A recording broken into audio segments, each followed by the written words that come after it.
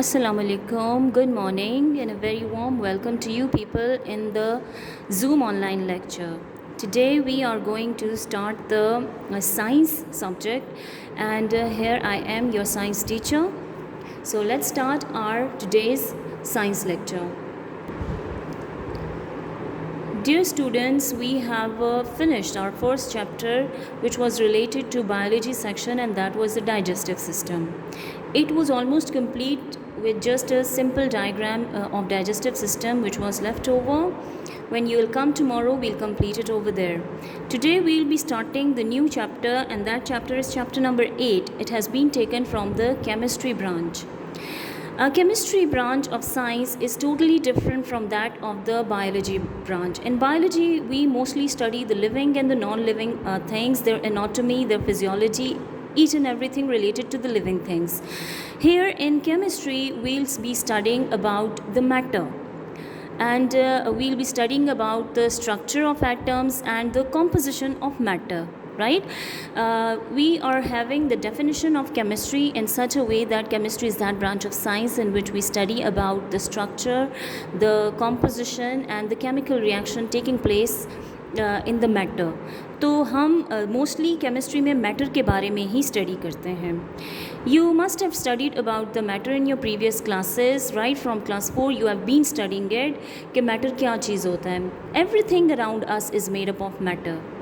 अब ये everything है क्या चीज़? It's your universe, your surrounding, your environment, everything is made up of matter. Urdu में इसको मादा बोलते हैं, ठीक है. And matter is anything which has mass and which occupy space, जो जगह घेरती है और जिसका मास होता है.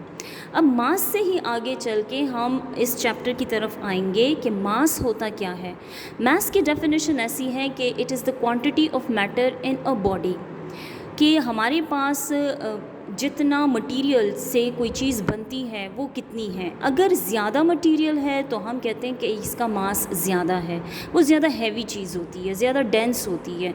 And if its mass is very very small little mass, then we do not say कि ये मैसिव चीज़ है, वो हमारे पास हल्की चीज़ होती है.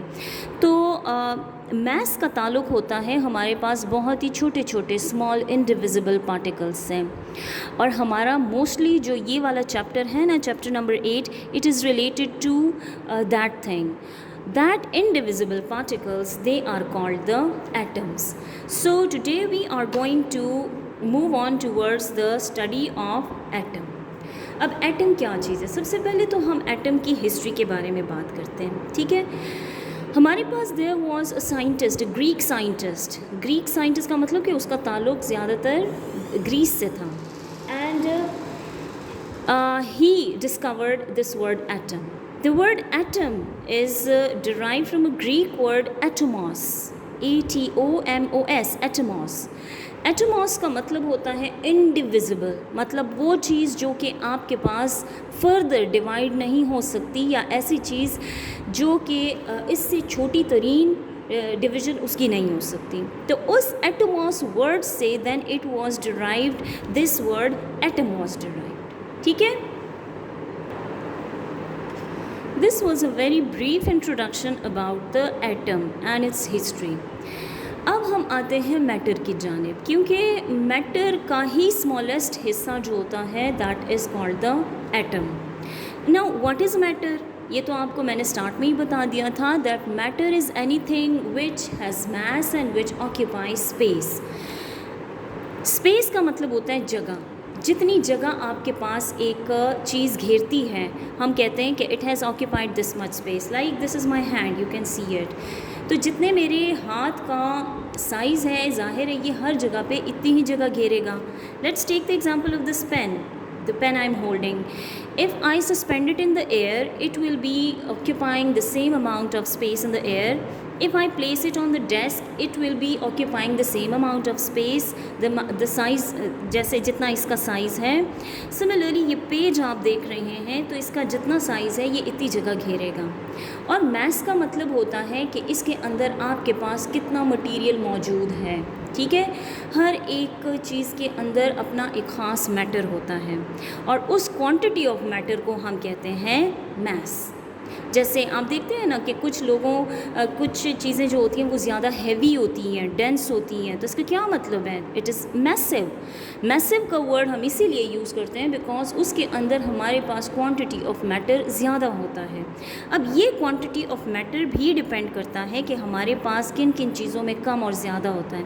On that same thing we divide the matter into 3 states of matter में हम इसको डिवाइड करते हैं।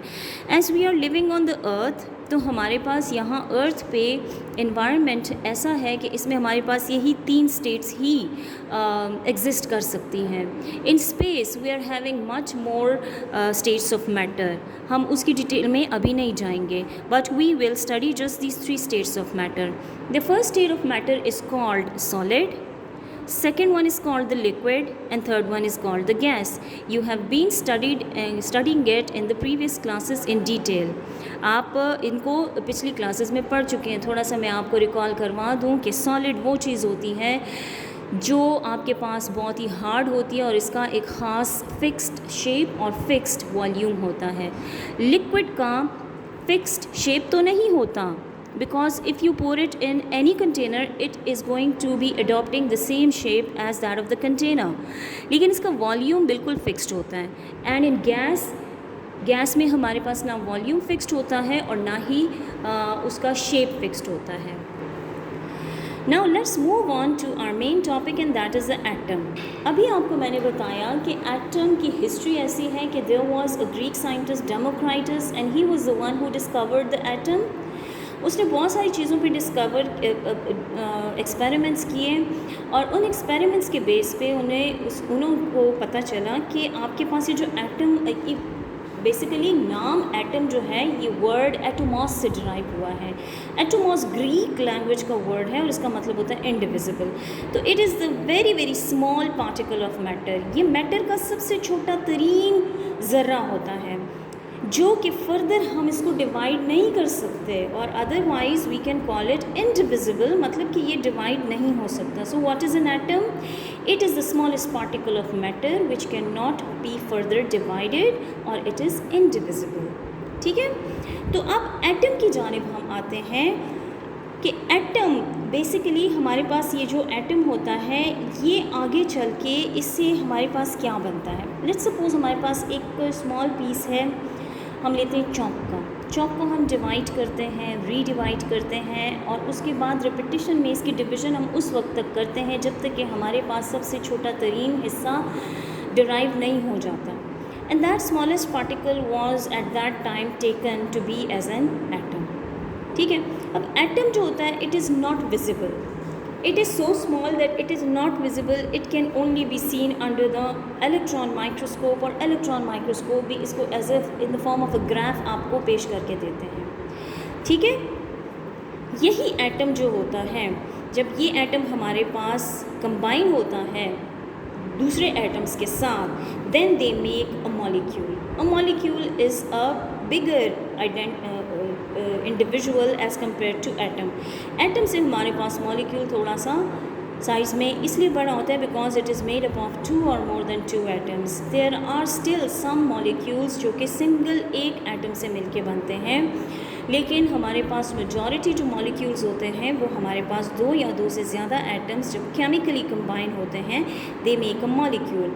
Just as an example of water molecule, carbon dioxide molecule, हमारे पास गैस होती है कार्बन डाइऑक्साइड, उसके डिफरेंट हमारे पास प्रॉपर्टीज़ होती हैं। इसी तरह वाटर की properties they are very much different. Water is physically liquid in nature, carbon dioxide is physically air, मतलब ये गैस होती हैं, it's a present in the air, right? Their properties are quite different from the ones from those atoms जिससे ये बना है। अब जैसे हमारे पास यहाँ पे हाइड्रोजन है, ये एटम है, ऑक्सीजन है, ये एटम है। ठीक है, तो ये दोनों के जो प्रॉपर्टीज़ होते हैं वो एक दूसरे से काफ़ी डिफरेंट होते हैं, लेकिन जब ये कंबाइन होते हैं तो हमारे पास जो नई चीज़ बन जाती है विच इज़ द वाटर, ये फिर आपके पास टोटली डिफरेंट होती है। Hydrogen is a gas, oxygen is a gas, but when these two combine chemically, the new substance which is formed, which is called a molecule, it is totally different, it is in the liquid state. Carbon is a non-metal. Oxygen जो हमारे पास होता है ये हमारे पास भी non metal है, but oxygen when combined with another oxygen it makes a gas. O2 is a gas. This O2 and this carbon when they combine they make a very different kind of a gas जिनकी properties oxygen से भी different होती हैं और carbon से भी different होती हैं. So this is called a carbon dioxide gas.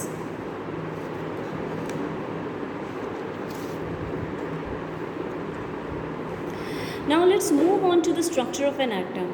Inside an atom कि हमारे पास एटम का स्ट्रक्चर होता कैसे है. देखिए हमारे पास जितने भी हमारे पास बुक्स आती हैं उसमें आपको यही वाली डायग्राम मिलती है. Basically the structure of an atom can not B grabbed easily. हम नहीं बता सकते कि हमारे पास एटम का स्ट्रक्चर कैसा होता है. What actually the structure of an atom is, it seems just like a cloud, a cloudy appearance होता है. And you must know that atom is not an indivisible particle.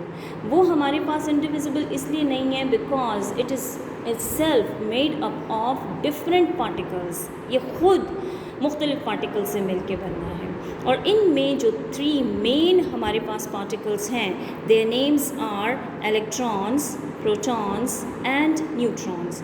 ये आप क्लास 5 से पढ़ते आ रहे हैं कि हमारे पास एटम के अंदर ये 3 एटॉमिक सब एटॉमिक पार्टिकल्स होते हैं. इन पार्टिकल्स को कहा जाता है जिनसे आपके पास ये एटम फुल कंप्लीट बनता है, इनको कहा जाता है सब atomic particles. So the structure of N atom it consist of 3 सब एटॉमिक पार्टिकल्स. इन 3 सब एटॉमिक पार्टिकल्स में कौन कौन से सब एटॉमिक पार्टिकल्स आते हैं? The first one is the electrons, second one is the protons and third one is the neutrons. You are observing here a little small ball inside. ये जो central part है, this is the most important part of the atom. It is called nucleus. ठीक है, ये central part जो होता है ना इसको nucleus कहा जाता है. It is the heaviest part of the atom. Mostly हमारे पास जो एटम का वेट होता है it's all because of the nucleus. Mostly nucleus की वजह से होता है because inside the nucleus we are having the heaviest particle which is the proton and the neutron. आपको ये जो राउंड नज़र आ रहे हैं orbits, these are called the orbits or the shells. इनको शेल्स भी कहा जाता है और ऑर्बिट भी कहा जाता है. These are not physically visible, लेकिन ये हमारे पास imaginary paths होते हैं जिन पे हमारे पास थर्ड पार्टिकल इलेक्ट्रॉन रिवॉल्व करता है and they revolve around this central part of the nucleus in such a speedy way that आपको वो एक cloudy सा appearance देते हैं.